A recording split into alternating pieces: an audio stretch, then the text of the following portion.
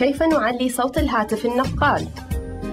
للحصول على درجة صوت أعلى من هاتفك النقال أو أي جهاز مسجل، كل ما عليكم فعله هو وضع الجهاز في وعاء مجوف، فهذا يعمل على تركيز الصوت وتضخيمه.